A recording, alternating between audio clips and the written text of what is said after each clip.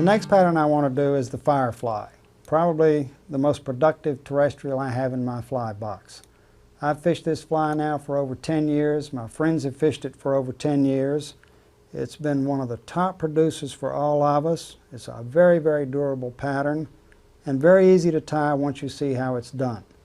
It's just one of those things, we really have no idea why this particular fly has the appeal that it does to trout, but we've fished this all the way from the East Coast to Montana, through Idaho, Colorado, New York State, Tennessee.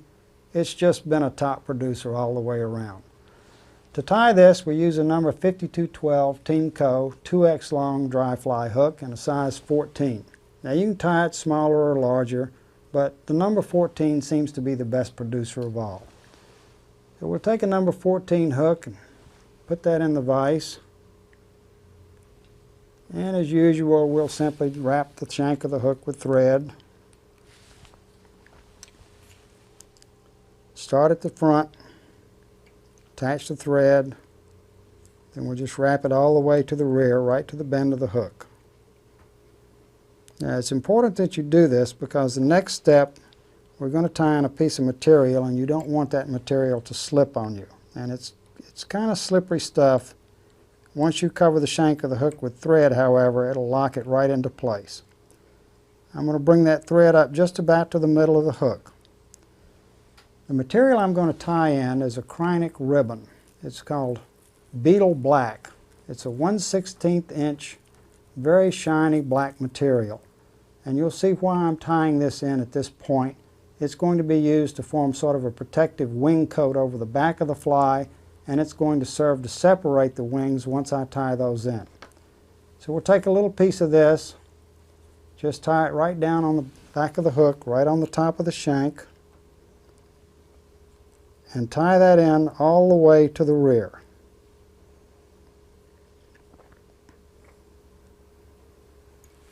Then bring your thread back forward, about to the point where you tied that material in. The next step is to attach the body material, which is going to be a foam. It's a 1/8 inch thick foam. It comes in sheets much larger than this. This is just a small piece off a sheet of foam. It's nice and soft. And what I do with this is to cut a strip of foam off this piece. It's probably, we'll use millimeters here, about 4 or 5 millimeters in width. So you just lay your straight edge down. Once you get used to this, you won't even have to measure it. You'll just know exactly the size that you want. Take a razor blade and just get your straight edge set up and make your cut. As I say, you'll get used to doing this, and these strips will come out pretty much the same all the time. So we've cut that strip of foam. Now I'm going to tie that in at exactly the point where that thread is. Just lay it down. You can lay it down a little bit to the side of the shank of the hook, and as you tighten up that thread, it's going to roll that foam right over onto the top of the shank, exactly where you want it.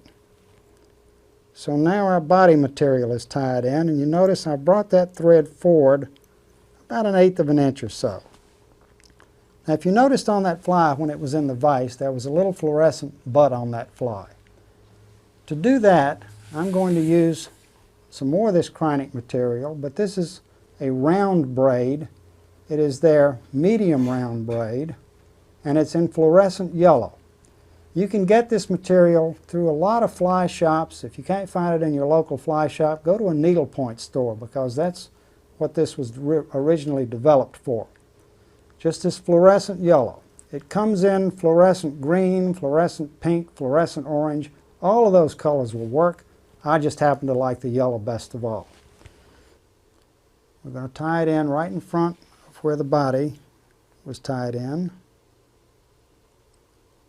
Wrap the thread backward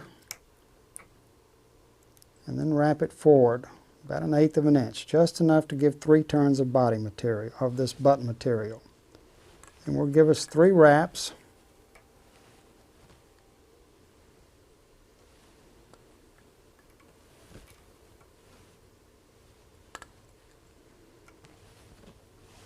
Then bring the thread over and tie it off.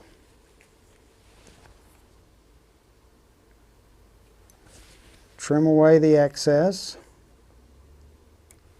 and make sure that's tied down well so that it won't come undone on you. The underbody material is again peacock herl. As I say, I use a tremendous amount of peacock herl. I buy it in quantities that you wouldn't believe. Take about 4 strands of peacock herl. Again, trim the tips even.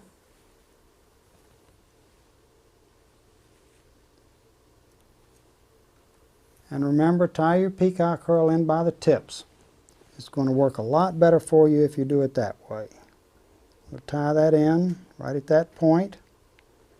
Then I'm going to wrap the thread all the way up to the eye of the hook. Then we take the peacock herl and simply wrap the underbody. And wrap this all the way up to the eye of the hook. That's where we're going to tie it off.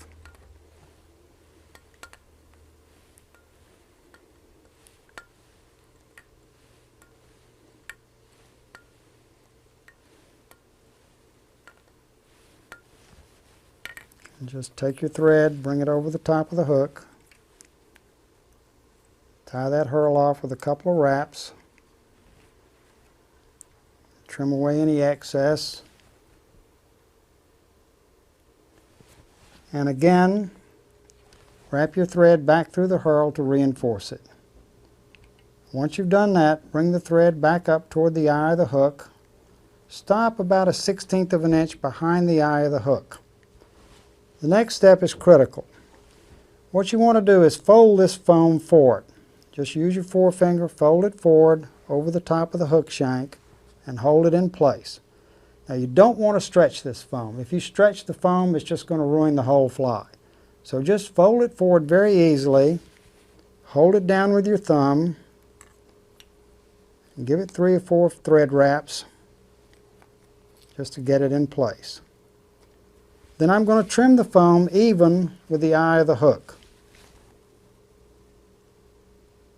Right there in the front of the eye of the hook, just clip that extra foam off.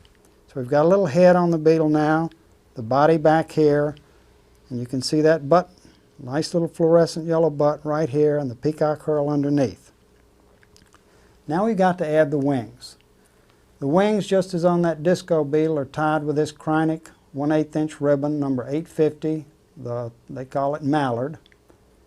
We'll take a little piece of that material, same stuff that I cut off to tie that disco beetle with. I'm going to tie that in right at this point here. Don't make the wings long. You don't want them that long. You want them just about back to where the butt starts. So just tie in a short stubby little wing like that. Put it down on top of the body. Hold it in place, tie it down with a couple of thread wraps, and trim the front. Now what you have to do is separate that material. You can use a needle, you can use a pair of forceps, you can use your tying scissors. And one thing I'll point out here, you notice I never put my tying scissors down on the table. They're a tool that's just invaluable. If you just keep them in your hand, learn to tie with your scissors in your hand, learn to use them as a tool, you'll be a whole lot better off.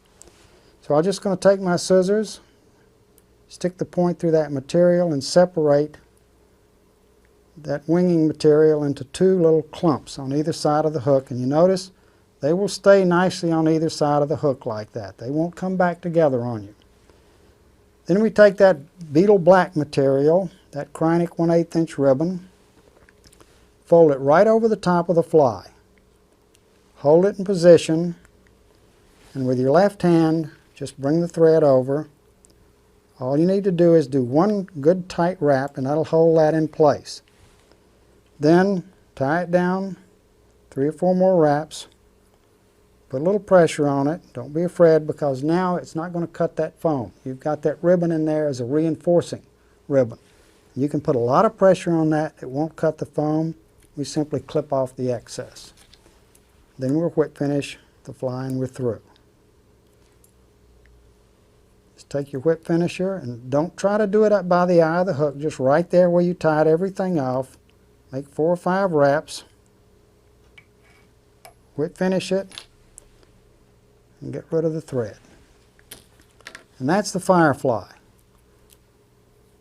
Beautiful little thing. And the winging material, I love this chronic material for wings. It's the best I've found so far. It has an iridescence, a flash. If you hold it up to the light and look through it, it looks just like the wings of a fly. So this is what that's going to look like. As I say, I have caught more trout, bigger trout, all the way from Virginia to Montana on this fly. It's just a top producer for me. I'll tell you one funny story about this. I got a phone call one day from a guy up in Pennsylvania, and I could barely understand what he was talking about. Finally, he got out that he had been over on the Little Lehigh and had caught over 120 fish on this fly.